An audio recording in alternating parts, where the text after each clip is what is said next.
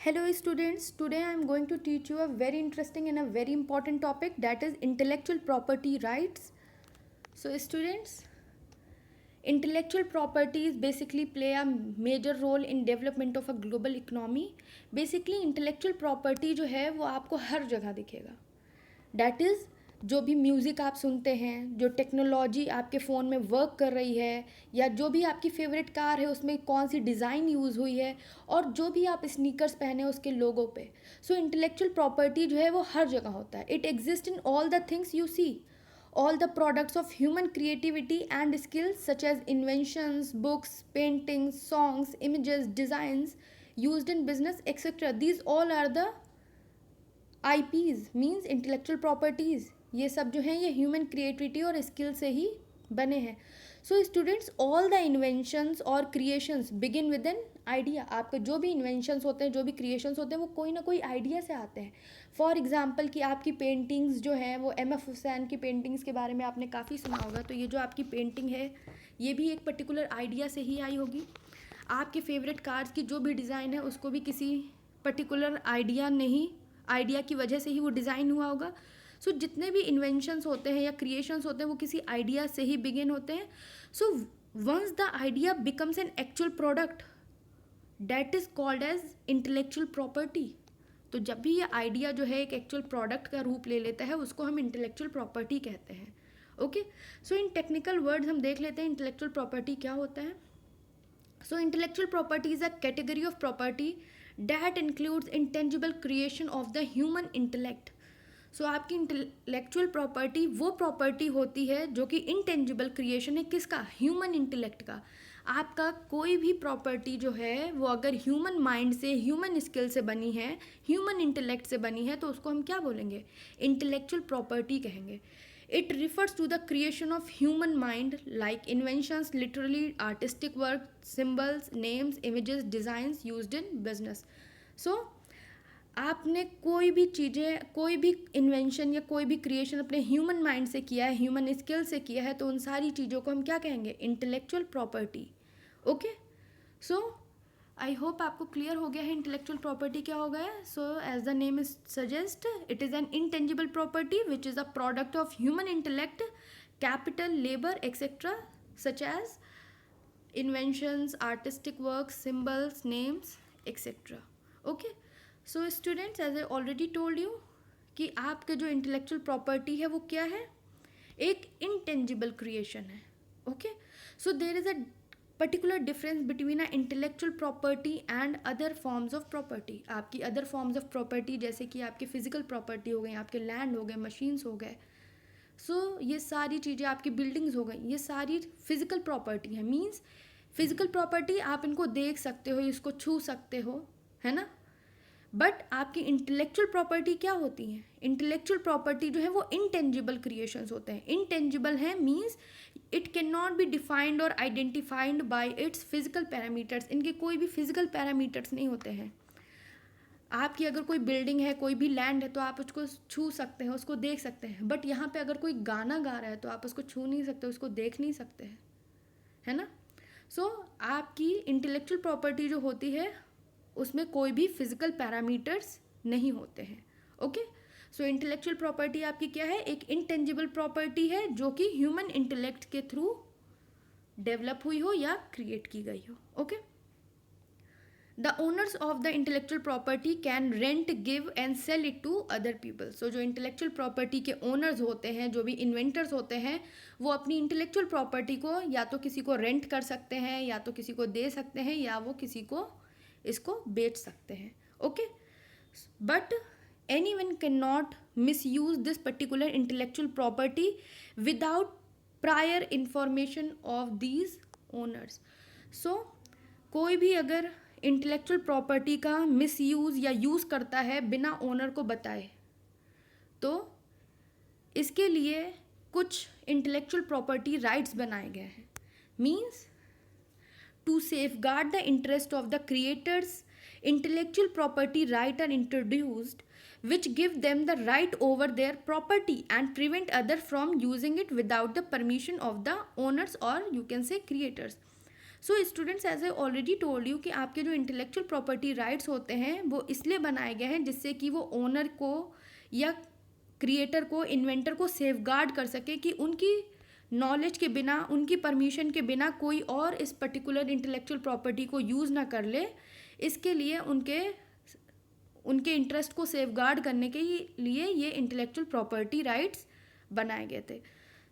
यहाँ पे आपके जो क्रिएटर होते हैं, जो इन्वेंटर होते हैं, उनको ये एक्सक्लूसिव राइट दिया जाता है कि कोई भी उनके इंटेलेक्चुअल प्रॉपर्टी का मिसयूज़ या यूज़ नहीं कर पाएगा बिना उनको इन्फॉर्मेशन दिए। ओके, बिना उनको पहले बताए या उनसे परमिशन लिए बिना कोई भी क्रिएटर और इन्वेंटर का काम जो है वो, कोई भी क्रिएटर और इन्वेंटर की इंटेलेक्चुअल प्रॉपर्टीज़ को मिसयूज़ और यूज़ नहीं कर सकता है। अब देख लेते हैं इंटेलेक्चुअल प्रॉपर्टी राइट्स होते क्या हैं। Basically these are the legal rights that cover the privilege given to individuals who are the owners and inventors of a work and have created something with their intellectual creativity.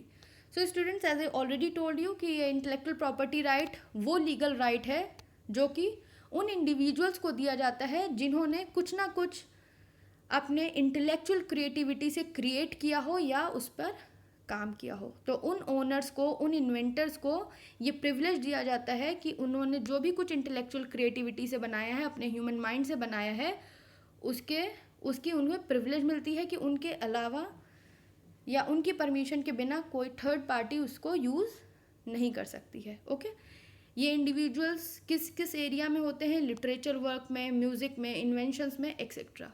सो इनको ये right दिया जाता है कि जो भी इनका काम है वो कोई और मिसयूज़ या यूज़ नहीं कर सकता है उनसे बिना परमिशन लिए। ओके, सो आई होप आपको क्लियर हो गया है इंटेलेक्चुअल प्रॉपर्टी क्या होती है और इंटेलेक्चुअल प्रॉपर्टी राइट्स क्या होते हैं। ओके, सो स्टूडेंट्स, अब थोड़ी हिस्ट्री पढ़ ली जाए। आई नो हिस्ट्री बच्चों को पसंद नहीं है, बट फिर भी हम देख लेते हैं हिस्ट्री में। हिस्ट्री में स्टूडेंट्स आप लोग ने पढ़ा होगा बैटल ऑफ हल्दी घाटी, जो कि राजपूत रूरल राणा प्रताप ऑफ मेवाड़ के बीच में और मुग़ल एम्परर अकबर के बीच में हुई थी 1567 AD में। ऐसी ही एक हल्दी के ही ऊपर बैटल हुई है 1997 में। किसके बीच में? US और इंडिया के बीच में। यस, यहाँ पे जो इशू हुआ था इंटेलेक्चुअल प्रॉपर्टी राइट को लेके वो US और इंडिया के बीच में हुआ था। स्टूडेंट्स, पहले ये बताने से पहले कि US और इंडिया के बीच में क्या इशू हुआ था, हम सिंपल एक बात करते हैं कि students, we all know that जब भी हम सबको चोट लगती है घर पर पे, तो हमारे पेरेंट्स जो हैं वो हम लोग से कहते हैं हल्दी वाला दूध पी लो, ये हमारे सारे वुंड्स जो हैं वो क्योर कर देगा। या जब कभी भी हमको सीरियस इंजरी होती है, हमारे हाथ पैर में चोट लग जाती है, तो पेरेंट्स कहते हैं हल्दी लगा लो, इसके अंदर मेडिसिनल पावर्स हैं, हीलिंग पावर्स हैं, ये चीज़ों को हमारी क्योर कर देगा, वुंड्स को क्योर कर देगा। स्टूडेंट्स, ये सारी चीज़ें आप लोग को भी पता है, आपके पेरेंट्स को भी पता है। तो हम लोग को ये सारी चीज़ें पता कहाँ से है? हमारे पेरेंट्स से पता है ना। और हमारे पेरेंट्स को ये सारी चीज़ें कैसे पता है? हमारे ग्रैंड पेरेंट्स से, और ग्रैंड पेरेंट्स को कैसे पता है? उनके भी पेरेंट्स से।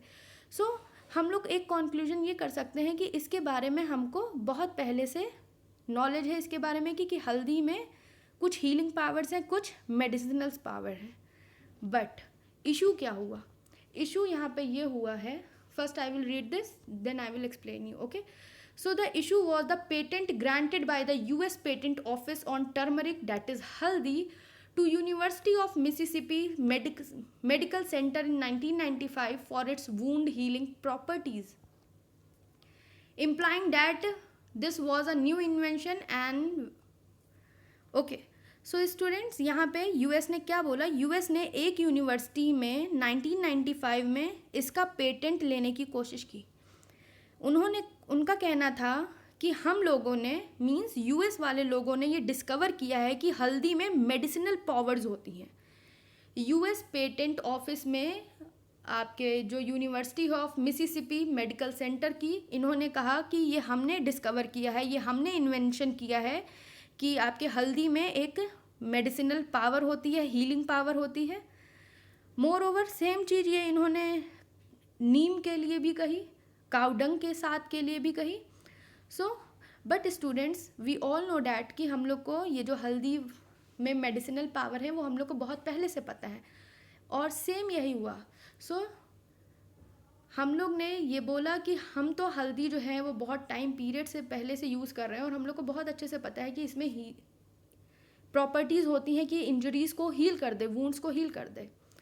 सो इंडिया की गवर्नमेंट ने यूएस की गवर्नमेंट के साथ इस इशू को रिजॉल्व करने के लिए और ये कहने के लिए कि आप जो पेटेंट ले रहे हैं वो सही नहीं है और ये पेटेंट हमारा होना चाहिए, इसके बीच में यहाँ पे एक केस लड़ा गया। और एज़ यू नो स्टूडेंट्स कि जब दो कंट्रीज़ के बीच में अगर कोई भी डिस्प्यूट होता है तो वो रिजॉल्व होता है WTO के अंदर, that is world trade organisation. Students, world trade organisation के बारे में हम आपको डीप में अपनी नेक्स्ट वीडियोज़ में बताएंगे कुछ वीडियोस के बाद, तो उसके लिए आपको ट्यून्ड रहना पड़ेगा हमारे चैनल के लिए। सो स्टूडेंट्स, यहाँ पे WTO के बीच में WTO से मिल करके US और इंडिया ने अपनी बात रखी और एक केस लड़ा और उसके बाद गवर्नमेंट ऑफ इंडिया ने अपोज किया इस पेटेंट को लेकर के कि ये जो कह रहे हैं इनका न्यू इन्वेंशन है, तो ये उनका न्यू इन्वेंशन नहीं है, ये हमारा न्यू इन्वेंशन है। हमने स्टार्टिंग से ही हम हल्दी को बेटर यूज़ कर रहे हैं और हमको ज़्यादा अच्छे से पता है कि इसमें हीलिंग पावर है, मेडिसिनल पावर्स हैं, और हम लोग ने अपनी पूरी बात रखी और ultimately India won this battle और ये पेटेंट जो है वो उनका कैंसिल हो गया। ओके, सो आई होप आपको क्लियर हो गया है कि इंटेलेक्चुअल प्रॉपर्टी राइट की हिस्ट्री क्या थी। और यहीं से इंडिया को ये क्लियर हुआ, इंडिया को ये समझ आया कि हम लोग को हर एक चीज़ का प्रोडक्ट, हर एक प्रोडक्ट का या हर एक इंटेलेक्चुअल प्रॉपर्टी का पेटेंट लेना चाहिए जिससे कि इसे कोई और यूज़ ना कर ले। ओके, इस पे कोई अपना राइट ना रख ले। सो इसी के लिए इंटेलेक्चुअल प्रॉपर्टी राइट्स जो हैं वो इंडिया में डिफरेंट एक्ट्स के थ्रू आया और हर एक इंटेलेक्चुअल प्रॉपर्टी को लेकर के डिफरेंट एक्ट्स बनाए गए इंडिया में, जिससे कि कोई भी इंटेलेक्चुअल प्रॉपर्टीज़ के लिए पेटेंट ना ले ले। ओके, सो वहीं से इंडिया में भी इंटेलेक्चुअल प्रॉपर्टी, पेटेंट्स कह लीजिए, उनकी बात आई। ओके, सो आई होप आपको इंटरेस्टिंग लगा हो ये टॉपिक एंड आई होप कि आपको समझ में आ गया हो इंटेलेक्चुअल प्रॉपर्टी के बारे में, इंटेलेक्चुअल प्रॉपर्टी राइट्स के बारे में और इसकी हिस्ट्री क्या है उसके बारे में। So students, go through your book, read it from there, and if you still have any query, any doubt regarding this particular concept, please ask your queries to me. And if you find my video helpful, please like my video, share it with your friends and subscribe to my channel. Okay, thank you.